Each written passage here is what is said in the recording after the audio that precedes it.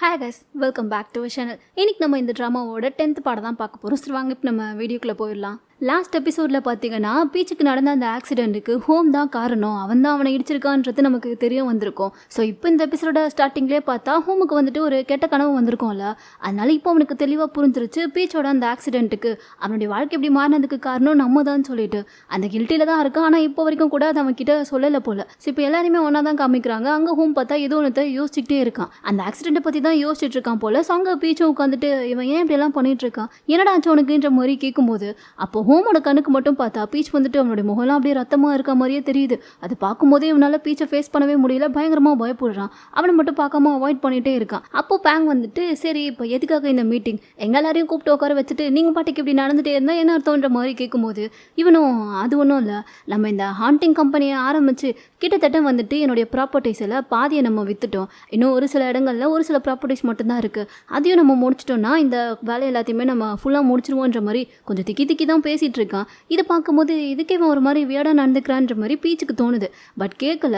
ஆனால் ஹோம் வேற இவனை பார்த்து வேற பேச மாட்டேங்கிறானா. ஸோ அதை பார்த்துட்டு பீச் உடனே என்ன ஆச்சுன்ற மாதிரி கிட்டக்க வர அவ்வளோதான் இவன் பயந்து கத்திட்டு இருக்கான். இதெல்லாம் பார்த்துட்டு ஜேனுக்கு ஒரு மாதிரி எங்கே இவனுக்கு உண்மை தெரிஞ்சிருச்சோன்ற மாதிரி டவுட் வருது. ஏன்னா இப்போ அவளுக்கு உண்மை தெரிஞ்சிருச்சுல பீச்சோட ஆக்சிடென்ட்டுக்கு காரணம் ஹோம் தான் சொல்லிட்டு.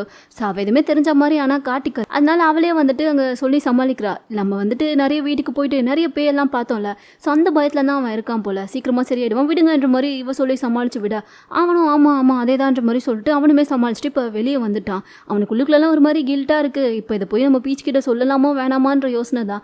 அந்த டைமுக்கு அங்கே ஜேன் பார்த்தா அவனுடைய ஃபீலிங்ஸை புரிஞ்சுக்கிற மாதிரி அவனுக்கு ஜூஸ் எல்லாம் எடுத்துகிட்டு வந்து கொடுக்குறா. இவனை குடிச்சிட்டு என்ன இது இவ்வளோ இனிப்பாக இருக்குன்ற மாதிரி கேட்கும்போது நீ ரொம்ப ஸ்ட்ரெஸ்ஸாக இருக்கேன்னு பார்க்கும்போதே தெரியுது, சுகர் அதிகமாக எடுத்துக்கிட்டா நல்லது தான் குடின்ற மாதிரி சொல்லவும் அப்போது ஹோம் வந்துட்டு என்ன கேட்குறான்னா அவன்கிட்ட நான் ஒரே ஒரு கேள்வி மட்டும் கேட்குறேன், அதுக்கு வந்துட்டு சும்மா வளவலன்லாம் பேசாமல் எஸ்ஆர் நோன்ற மாதிரி சிம்பிளான ஆன்சர் மட்டும் கொடு ஓகேவான்ற மாதிரி சொல்லிட்டு தான் ஆரம்பிக்கிறானே. என்னதுன்ற மாதிரி இவளும் கேட்க நீ ஒரு பெரிய தப்பு பண்ணிட்ட, அதுவும் அந்த தப்பு நீ வந்துட்டு உன்னுடைய ஃப்ரெண்டுக்கு தான் பண்ணியிருக்க, அது உனக்கே லேட்டாக தான் தெரிய வந்திருக்கு. ஸோ இப்போ நீ அந்த ஃப்ரெண்டுக்கிட்ட போயிட்டு அந்த உண்மையை சொல்லி மன்னிப்பு கேட்பியா, இல்லை அவங்களுக்கு தெரிஞ்ச அவங்க வருத்தப்படுவாங்க, இல்லை நம்ம கூட பேசாமல் போயிடுவாங்களோன்ற பயத்தில் நீ சொல்லாமலே விட்டுருவியான்ற மாதிரி கேட்கும்போது இவளா எடுத்ததுமே சொல்லிட்டா நான் வந்துட்டு என்னானாலும் பரவாயில்லன்ட்டு அவங்ககிட்ட போய் மன்னிப்பு கேட்டுருவேன். ஏன்னா அவங்க மன்னிக்கிறாங்க மன்னிக்கலன்றதுலாம் ரெண்டாவது பட்சம், அந்த தப்பு நம்ம பண்ணிட்டோம்னு சொல்லிட்டு கில்டிலே எத்தனை நாள் தான் நம்மளால இருக்க முடியும். ஸோ அதனால் எப்போயுமே உண்மையை சொல்கிறது தான் பெஸ்ட்டான வழி, அதைத்தான்ப்பா நான் ப்ரிஃபர் பண்ணுவேன்ற மாதிரி சொல்ல என்ன நீ இப்படி சொல்கிறன்ற மாதிரி இவனுக்கு இருக்குது. ஏன் நீ எதுவும் தப்பு பண்ணியிருக்கியான்ற மாதிரி இவ கேட்கும்போது சாச்சா அப்படிலாம் ஒன்றும் இல்லையே நான் சும்மா தான் கேட்டேன் ஒன்றும் இல்லைன்ற மாதிரி சொல்லிட்டு சமாளிச்சிடுறான். ஆனால் இவளுக்கு புரியுது இவன் ஏதோ தெரிஞ்சுக்கிட்டு தான் கேட்குறானோ என்னன்னு சொல்லிட்டு. ஸோ அதனால் இவளே வந்துட்டு அட்வைஸ் பண்ணுற மாதிரி நைஸாக சொல்லிடுறா, நீ ஏதாச்சும் தப்பு பண்ணியிருந்தனா அதை போயிட்டு யாருக்கு தப்பு பண்ணியோ அவங்கக்கிட்ட சொல்லி ஒத்துக்கோ, அதுதான் உனக்கு நல்லது. நீ மறைக்க என்னைக்காச்சும் ஒரு நாள் அந்த பிரச்சனை வெளியே தெரிய வந்தா அது பெரிய விஷயமா போய் முடியும், அவ்வளோதான் என்னால் சொல்ல முடியுன்ற மாதிரி சொல்லிட்டு இவ பாட்டுக்கு அங்கேருந்து போயிடுறா. ஆனால் இப்போ இவனுக்கு தான் என்ன பண்ணுறது, இவ சொல்கிற மாதிரி நம்ம பேசிக்கிட்ட போயிட்டு உண்மையை சொல்லி சாரி கேட்டுடலாமா இல்லை சொல்லாமலே இருந்துருவோமான்ற மாதிரி யோசனையாகவே இருக்குது. நைட்டு கூட தூக்கம் வர மாட்டேங்குது, அதை பற்றி தான் யோசிச்சுட்டு இருக்கான். ஏன்னா தூங்க போனாலே பீச்சோட அந்த ரத்தமான முகம் தான் இவனுக்கு ஞாபகம் வந்துட்டுருக்கு. அந்த டைமுக்கு இவனுக்கு பீச்சுக்கு கால் பண்ணி பேசலான்னு தோணுதா. ஸோ அவனுக்கு கால் பண்ணுறான். அவனும் அப்போ அங்கே ஏதோ சும்மா குக் பண்ணிட்டு இருந்திருப்பான் போல. என்னடா இந்த டைமில் கால் பண்ணியிருக்கேன்ற மாதிரி கேட்கும்போது உன்கிட்ட கொஞ்சம் பேசணும், ஒரு கேள்வி கேட்கலாமான்ற மாதிரி கேட்குறான். கேளுன்ற மாதிரி சொல்லவும் உன்னுடைய ஃப்ரெண்டு யாராச்சும் உனக்கு ஒரு தப்பு பண்ணிட்டு அதை உங்ககிட்ட சொல்லாமலே மறைச்சா நீ என்ன பண்ணுவ, அவங்கள மன்னிச்சு விட்டுருவியா இல்லை அவங்க மேலே பயங்கரமாக கோவப்படுவியான்ற மாதிரி கேட்கும்போது அது அவங்க பண்ணுற தப்பை பொறுத்து டிபெண்ட் ஆகுன்ற மாதிரி பீச் சொல்கிறான். இல்லை நீ சொல்ல அவங்க பண்ணது வந்து கொஞ்சம் பெரிய தப்பாகவே இருக்கட்டும், அப்போ நீ என்ன பண்ணுவேன்ற மாதிரி கேட்கும்போது நான் என்ன பண்ணுவேன், அவங்கக்கிட்ட பேசவே மாட்டேன், அவங்கள பார்த்தாலே விலகி போவேன், அதுக்கப்புறமா என்னோடய லைஃப்பை நான் பார்த்துக்கிட்டு அவங்க என்னை பார்த்து பொறாமப்படுற அளவுக்கு நான் வாழ்ந்து காட்டுவேன்ற மாதிரி சொல்லும்போது எது பொறாமப்படுற அளவுக்கு வாழ்ந்து காட்டுவியா புரியலையன்ற மாதிரி கேட்குறான். ஆமாம் நமக்கு ஒருத்தவங்க தப்பு பண்ணாங்கன்னு சொல்லி தெரிஞ்சதுக்கப்புறமா நம்ம அவங்களுக்கு கொடுக்குற தண்டனை என்னவா தெரியுமா இருக்கும், அவங்க முன்னாடி நம்ம வந்துட்டு சந்தோஷமாக இருக்கிறது தான். நம்ம அவங்க முன்னாடி மட்டும் சந்தோஷமாக வாழ்ந்து காட்டிட்டா போதும், அதுவே அவங்களுக்கு பெரிய தண்டனையாக இருக்கும். அதை தான்ப்பா நான்லாம் பண்ணுவேன்ற மாதிரி சொல்ல அப்படி நீ என்ன பண்ணி அவங்களுக்கு தண்டனை கொடுப்ப, எப்படி நீ வாழ்ந்து காட்டுவேன்ற மாதிரி கேட்கும்போது அதான் இப்போ நான் மறுபடியும் நல்லா சமைக்க ஆரம்பிச்சிட்டேன்ல, ஸோ என்னுடைய ஆசையை ஒரு ஷெஃப் ஆகுறது தானே, அதை தான் நான் பண்ணுவேன். எனக்கு ஒரு பெரிய ட்ரீம் இருக்குது. ஒரு பெரிய பேலஸில் ஏதாச்சும் ஒரு பெரிய விஐபி கெஸ்ட்டுக்கு சமைச்சு கொடுக்கணும். அதை அவங்க சாப்பிட்டு பார்த்துட்டு என்னுடைய சமையல் சூப்பராக இருந்துச்சு, பெஸ்ட் ஷெஃப் நான் தான் சொல்லி அவங்க புகழ்றதை நான் கேட்கணும். அந்தளவுக்கு நான் சமையல் பண்ணணுன்ற மாதிரி இவன் பேசிகிட்டு இருக்கும்போதே கரெக்டாக தங்கச்சி பார்த்தா அங்கே வந்துடுறா. அது மட்டும் இல்லை, இதை நடக்கிற எல்லாத்தையுமே நான் வந்துட்டு லைவ் டெலிகாஸ்ட்டாக ஒரு டிவி சேனலில் பண்ணணும். அதை ஒரு பெரிய ஆங்கர்லாம் வரணும், அங்கே வந்துட்டு நிறைய சீஃப் கெஸ்ட்லாம் வரணும், இதையும் சேர்த்து சொல்லலான்ற மாதிரி சொல்ல, இது உன்னோட ட்ரீம், என்னோட ட்ரீம்லாம் அது கிடையாதுன்ற மாதிரி இவன் சொல்கிறான். இப்போ இதெல்லாம் கேட்டுட்டு இருக்க ஹோமுக்கு வந்துட்டு ஏதோ ஒன்று தோணிருச்சு போல். ஸோ ஓகே கட் பண்ணுங்கன்ற மாதிரி சொல்லிட்டு அவன் காலை கட் பண்ணிடுறான். இப்போ அடுத்த நாள் பார்த்தா இவன் ஹோம் இருக்கான் இல்லையா, அவன் வந்துட்டு பீச்சை சர்ப்ரைஸாக ஒரு இடத்துக்கு கூட்டிகிட்டு வந்திருக்கான். என்னடா எங்கே கூட்டிகிட்டு போகிறேன்ற மாதிரி கேட்கும்போது நீ வா சொல்கிறேன்ற மாதிரி கண்ணமூடி தான் கூட்டிகிட்டு வரான். வந்து பார்த்தா அவன் கேட்டான்ல ஒரு பெரிய பேலஸில் நான் சமைக்கணும்னு சொல்லிட்டு, அதுக்காக தான் கூட்டிகிட்டு வந்திருக்கான் போல். ஸோ ஒரு பெரிய பேலஸாக இருக்குது. பார்த்ததுமே டே நீ விளையாட்டுக்கெலாம் ஒன்றும் சொல்லலையே, நேற்று சொன்ன நீ அதை சீரியஸாக எடுத்துக்கிட்டா இதெல்லாம் பண்ணேன்ற மாதிரி கேட்கும்போது ஆமான்னு சொல்லி அசால்ட்டாக சொல்கிறான். செம்ம போன்ற மாதிரி சொல்லிட்டு தங்கச்சிக்கெலாம் பயங்கர சந்தோஷமாக இருக்குது. பீச்சுக்கும் இது சந்தோஷம் தான். இப்போது உள்ளே போய் சமைக்கலாமான்ற மாதிரிலாம் கேட்கும்போது அதுக்கு தான் எல்லா ஏற்பாடும் பண்ணி வச்சுருக்கேன் வான்ற மாதிரி கூட்டிகிட்டும் போகிறான்.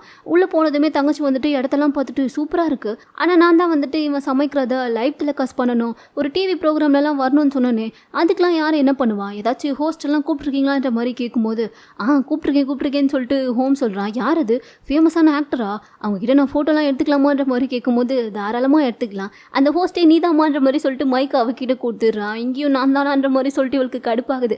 இருந்தாலும் அந்த விஷயத்தை அவள் ஜாலியாக தான் பண்ணுறா. இப்போ ஹோமும் வந்துட்டு அந்த இடத்துக்கு ஒரு விஐபி கெஸ்ட்டை தான் கூப்பிட்ருக்கான். அது யாருன்னு சொல்லி பார்த்தா ஒரு வாட்டி பீச் வந்துட்டு அவனுடைய மாஸ்டர் ஷெஃப் ஹாங்கோட சேர்ந்து ஒரு விஐபி கெஸ்ட்டுக்கு சமைச்சு கொடுத்துருப்பான்ல, அவருக்கு கூட அந்த சோயானா அலர்ஜின்றது தெரியாமல் அந்த எண்ணெயை ஊற்றி சமைச்சு கொடுத்துருப்பானே, அவரை தான் அங்கே கூப்பிடுறான். ஆக்சுவலாக இந்த இடமே வந்துட்டு அவரோட இது தான் போல். ஸோ அவர்கிட்ட பெர்மிஷன் கேட்டு தான் இவன் அந்த இடத்துல வந்து ஷூட்டிங் பண்ணுறதுக்கே பெர்மிஷன் வாங்கியிருக்கான். ஏன்னு சொல்லி பார்த்தா ஹோமோட தாத்தாவும் இவங்களும் வந்துட்டு ஃபேமிலி ஃப்ரெண்ட்ஸா, அதனால தான் அவருமே அலோவ் பண்ணியிருக்காரு. இப்போது நீங்கள் கேட்டதுனால இதை கொடுத்துட்டேன், அவ்வளோதானே, நீங்கள் எவ்வளோ நேரம் வேணுமோ ஷூட் பண்ணிவிட்டு தாராளமாக இங்கேருந்து போகலான்ற மாதிரி அவர் அங்கேருந்து போக பார்க்க ஹோம் அவரை ஸ்டாப் பண்ணி, இல்லை எனக்கு இன்னொரு ஹெல்ப்பும் வேணும், இங்கே நாங்கள் ஒரு ஈவெண்ட் மாதிரி நடத்த போகிறோம், அதுக்கு வந்துட்டு நீங்கள் சீஃப் கெஸ்ட்டாக இருந்தால் நல்லா இருக்குமேன்ற மாதிரி சொல்ல, இவர் நான் சீஃப் கெஸ்ட்டான்ற மாதிரி பார்த்துட்டே இருக்காரு. உடனே தங்கச்சி தான் அடி அண்ணா அவர்கிட்ட பேசுன்ற மாதிரி சொல்லுவோம். அவனும் அவனை இன்ட்ரடியூஸ் பண்ணிக்க வரான். பட் அதுக்குள்ளே பார்த்தா அவருக்கு பின்னாடி வந்துட்டு அத்தனை பேர் உருவம் நிற்கிது. அது எல்லாமே உன்னுடைய கண்ணுக்கு தெரியுது. இருந்தாலும் இவனுக்கு வந்துட்டு ஃபஸ்ட்டு இருந்த மாதிரி அதிகமான பயம்லாம் இல்லை, ஓரளவுக்கு இப்போ கொஞ்சம் பழக ஆரம்பிச்சிட்டான் போல். சரி அடுத்தது இவங்க நினச்ச மாதிரி அந்த ஈவெண்ட்டையுமே ஆரம்பிக்கிறாங்க. அதில் ஃபஸ்ட்டு வந்துட்டு இவன் அவனுடைய பேர்லேயே ஏதோ ஒரு சூப் மாதிரி பண்ணியிருக்கான் போல். அந்த கெஸ்ட்டுக்கு அதை கொடுத்துட்டு இதை நீங்கள் சாப்பிட்டு பார்த்தீங்கன்னா இதில் இருக்க இன்க்ரீடியன்ஸை வச்சு நீங்கள் என்னோட பேரை கண்டுபிடிச்சலான்ற மாதிரி சொல்லி அதை ஒரு குவிஸ் மாதிரி தான் கொடுக்குறான். அவரும் அதை சாப்பிட்டு பார்த்துட்டு எனக்கு ஏதோ ஒரு மாதிரி ஃபிஷ் சாஸ் மாதிரி இருக்குது, உன் பேர் என்னப்பா ஃபிஷ் சாஸான்ற மாதிரி கேட்க, அப்புறமா அவரே இல்லை யார் தன்னுடைய குழந்தைக்கு போய் இப்படிலாம் பேர் வைப்பாங்க, சாச்சா அதுவாக இருக்காது, இது ஒரு மாதிரி புளிப்பாக இருக்குது, எனக்கு என்னவோ இது பீச் ஃப்ரூட் மாதிரி இருக்குது, பீச் அவன் பேருன்ற மாதிரி கேட்கவும் கரெக்டு நீங்கள் கண்டுபிடிச்சிட்டிங்கன்ற மாதிரி சொல்கிறாங்க. அப்படியே ஒரு ஷோ மாதிரி நடந்துட்டுருக்கு. நடுவில் பார்த்தா தங்கச்சி தான் வந்துட்டு ஹோஸ்டிங்லாம் பண்ணிகிட்ருக்கா. இப்போ அடுத்து செகண்ட் ரவுண்டில் இவங்க செகண்ட் டிஷ் பண்ணுறாங்க. அதுக்கு வந்துட்டு ஹோம் தான் இவனுக்கு ஹெல்ப்பும் பண்ணிகிட்ருக்கான். அந்த டைமுக்கு அங்கே ஜெயின் பார்த்தா சும்மா இந்த இன்டர்வியூலாம் நடுவில் எடுப்பாங்களா அந்த மாதிரி வந்து இந்த டிஷ்ஷோட பேர் என்ன, இதை வந்துட்டு நீங்கள் எதில் இன்ஸ்பயர் ஆகலாம் பண்ணிகிட்ருக்கீங்கன்ற மாதிரி கேட்கும்போது அதுக்கு பீச் வந்துட்டு எனக்கு ஒரு ஆக்சிடென்ட் நடந்துச்சு, அதை இன்ஸ்பயர் பண்ணி தான் இதை பண்ணுறேன்ற மாதிரி சொல்கிறான். இது கேட்டதுமே அங்கே சமைச்சிட்டு இருந்த ஹோமுக்கு பார்த்தா ஒரு மாதிரி ஆகிடுது. இதை இன்னும் இவன் மறக்கவே மாட்டான் போலியன்ற மாதிரி யோசனையாக இருக்குது. ஏன் அந்த ஆக்சிடென்ட்டில் உங்களுக்கு அப்படி என்ன நடந்துச்சு, அவ்வளோ பாதிக்கப்பட்டீங்களா அதில்ன்ற மாதிரி இங்கே ஜெயின் பீச் கிட்ட கேட்கும்போது ஆமாம் அந்த ஆக்சிடென்ட் நடந்ததை நான் மறக்கவே மாட்டேன்ற மாதிரி இவன் சொல்லிட்டு அப்படியே இங்கே ஹோமு திரும்பி பார்க்க ஹோமுக்கா மறுபடியும் உன்னோட முகத்தில் அப்படியே அந்த ரத்தம் வழிகிற மாதிரி தெரியுது. ஸோ அதை பார்த்ததுமே அவன் பயத்தில் அலறி கத்திடுறான். இவன் கத்துற சவுண்டு வெளியே இருக்க அந்த கெஸ்ட்டுக்கு கேட்டு உங்கள் அண்ணன் என்னம்மா நார்மலாக தான் இருக்கானான்ற மாதிரி தங்கச்சிக்கிட்ட கேட்க, ஐயோ எங்கள் அண்ணன் நார்மலாக தான் இருக்கான், அவனுக்கு எந்த பிரச்சனையும் இல்லை, இப்போ கத்துனது என் அண்ணன் இல்லை ஹோம் மாதிரி தான் இருக்குன்ற மாதிரி சொல்லுவோம்.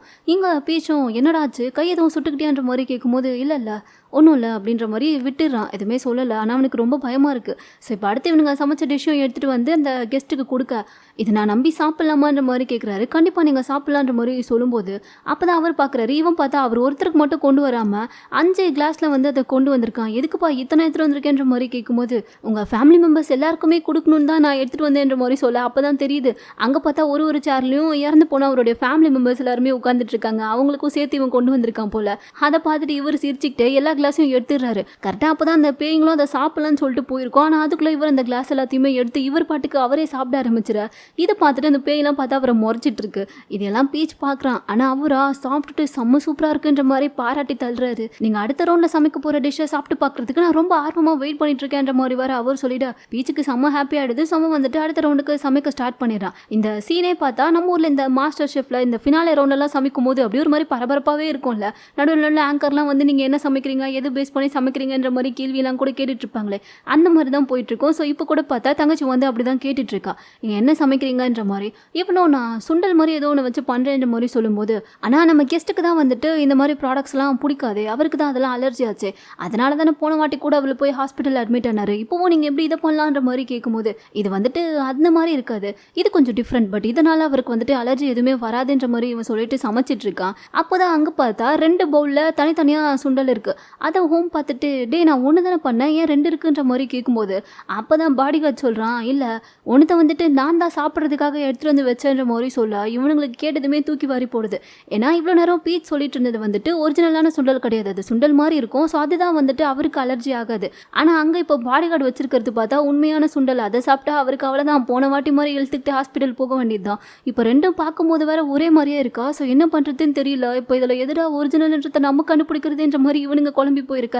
நடுவில் தங்கச்சி பார்த்தா ஒரு முழுசான ஹோஸ்டாகவே மாறி இந்த சேலஞ்சிங்கான சுச்சுவேஷனை நம்ம செஃப் எப்படி சமாளிக்க போறாரு, ஒரு சிறிய இடைவெளிக்கு பிறகு நம்ம பார்ப்போன்ற மாதிரி சொல்லிட்டு நடுவில் பிரேக்கெல்லாம் வேற விடுறாங்க.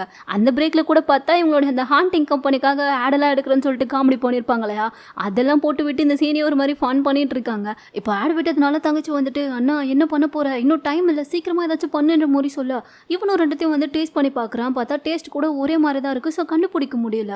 டே நீ தானடா அதை டோஸ்ட் பண்ண, என்னன்னு கொஞ்சம் பாருடான்ற மாதிரி பீச் வந்துட்டு ஹோம் கிட்ட தான் கேட்குறான். ஆனால் அவனுக்கு வந்துட்டு எனக்கு எப்படிடா தெரியும், ரெண்டும் ஒரே மாதிரி தான் இருக்குது, ஒரு ஷெஃப் ஒன்னாலே கண்டுபிடிக்க முடியல, ஹெல்ப் பண்ண நான் எப்படா கண்டுபிடிப்பேன்ற மாதிரி கேட்டுட்டு இருக்கான். இந்த வியாக்கியானம்லாம் மட்டும் நல்லா பேசுன்ற மாதிரி பீச்சுக்கு பார்த்தா என்ன பண்ணுறதுனே தெரியல.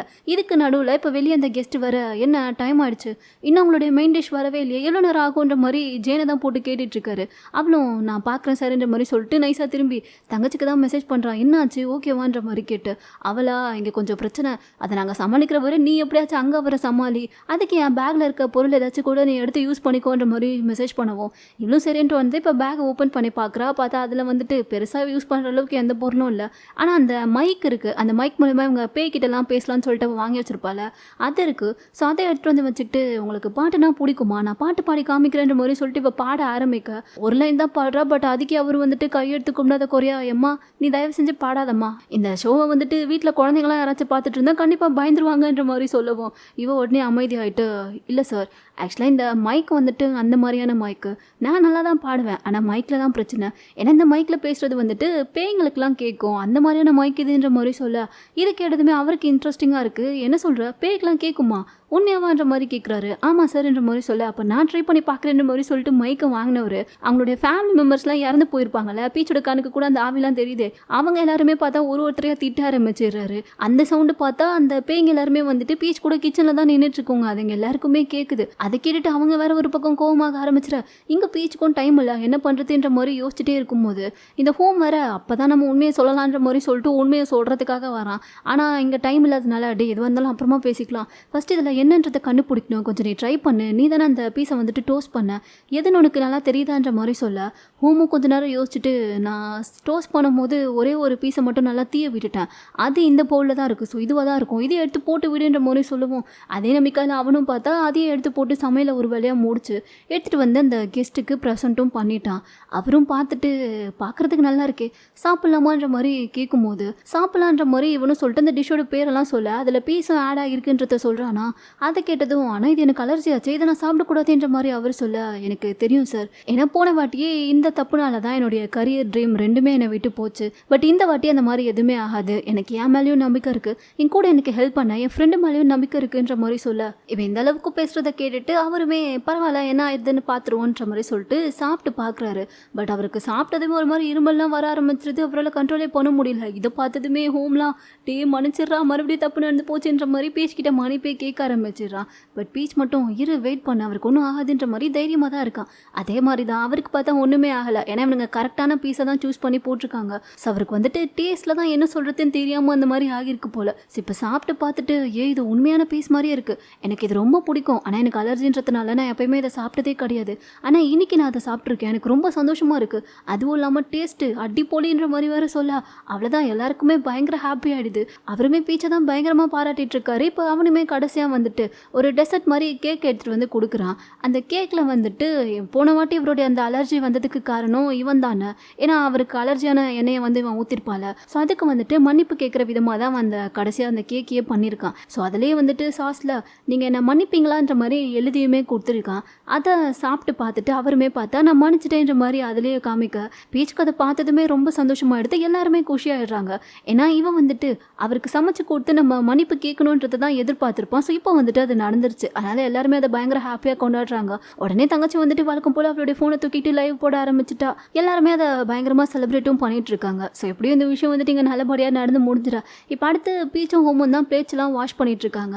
அப்போ வந்துட்டு ரொம்ப தேங்க்ஸ்டா, இது எல்லாமே உன்னால தான் நடந்துச்சு, என்னுடைய ட்ரீமை நான் அச்சீவ் பண்ணுறதுக்கு நீ தான் எனக்கு பெரிய ஹெல்ப் பண்ணியிருக்க, அது நான் என்றைக்குமே மறக்க மாட்டேன்ற மாதிரி பீச் ஹோம் கிட்ட சொல்லும்போது அப்போ அவனே கேட்குறான், சரி என்னோட ட்ரீமுக்கு நீ ஹெல்ப் பண்ண, உனக்கு ஏதாச்சும் ட்ரீம் இருக்கா, அதுக்கு நான் ஏதாச்சும் ஹெல்ப் பண்ணட்டுமான்ற மாதிரி கேட்கும்போது இவன் என்ன சொல்கிறான்னா, எனக்கு பெருசாக எந்த ட்ரீமும் இல்லை, ஒரு நார்மலான ஃபேமிலி மாதிரி நான் ஒரு நார்மலான லைஃப் வாழணும், அதுதான் என்னுடைய பெரிய ட்ரீமுன்ற மாதிரி சொல்ல பீச்சுக்கு இதை கேட்கும்போது ஒரு மாதிரி கஷ்டமாயிடுது.